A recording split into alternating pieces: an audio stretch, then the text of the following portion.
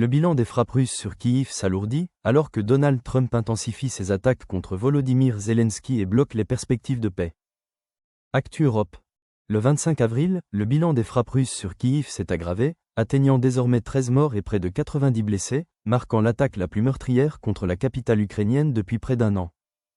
Alors que la communauté internationale espérait une avancée diplomatique, la situation s'est tendue sur la scène politique. Donald Trump a publiquement accusé Volodymyr Zelensky de bloquer un accord de paix avec la Russie, lui reprochant ses propos incendiaires sur la Crimée et l'accusant de « prolonger les tueries » en refusant toute concession territoriale à Moscou.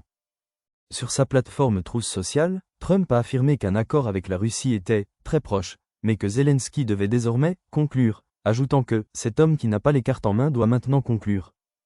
Le président ukrainien a répliqué en rappelant que la constitution de son pays interdit toute cession de territoire, et que la Crimée reste une terre ukrainienne, ce qui complique toute perspective de compromis.